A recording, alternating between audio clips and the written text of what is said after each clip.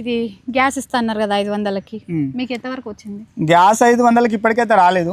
మేము రీసెంట్గా 950 రూపాయలకి తీసుకున్నాము. గ్యాస్ ఫ్రీ ఇస్తామని చెప్పిర్రు. మా ఒట్టేసి మరి అవన్నీ రాహుల్ గాంధీతో సహా చెప్పారు, ఇందిరాగాంధీతో కూడా. వాళ్ళైతే ఇప్పటివరకు ఏం చేయలేరు. మళ్ళీ ఇంకోటి అది సబ్సిడీ వస్తుందని చెప్పారు. సబ్సిడీ కూడా ఇప్పటివరకు ఏం రాలేదు మేడం ఇప్పటికైతే. రైతు కూలీలకి 12,000 ఇస్తా అని హామీ ఇచ్చారు కదా, అవును. అది వచ్చిందా?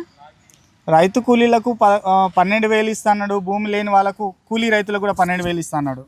ఎకరానికి 7,500 ఇస్తాడు. 7,500 కాదు, ఆయన 7 రూపాయలు కూడా ఇస్తలేడు. ఇంతకుముందు ఎకరకు 10,000 వచ్చేది, 2 విడతల్లో 5,000. ఇప్పుడు అది లేదు ఇది లేదు. ఇప్పుడు 3 పంటలకు పోయింది. ఒక్కొక్క పంటకు కరెక్ట్ పంటడానికి పైసలు వచ్చేది. ఇది గ్యాస్ ఇస్తా అన్నారు కదా 500కి, మీకు ఎంతవరకు వచ్చింది? గ్యాస్ 500కి ఇప్పటికైతే రాలేదు. మేము రీసెంట్గా 950 రూపాయలకి తీసుకున్నాము. గ్యాస్ ఫ్రీ ఇస్తామని చెప్పిర్రు.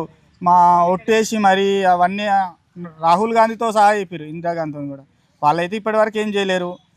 మళ్ళీ ఇంకోటి అది సబ్సిడీ వస్తుందని చెప్పారు. సబ్సిడీ కూడా ఇప్పటివరకు ఏం రాలేదు మేడం ఇప్పటికైతే. రైతు కూలీలకి 12,000 ఇస్తా అని హామీ ఇచ్చారు కదా, అవును. అది వచ్చిందా?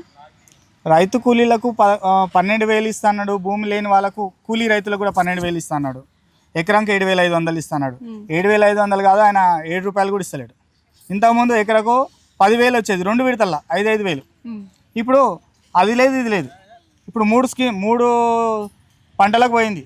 ఒక్కొక్క పంటకు కరెక్ట్ పంటడానికి పైసలు వచ్చేది.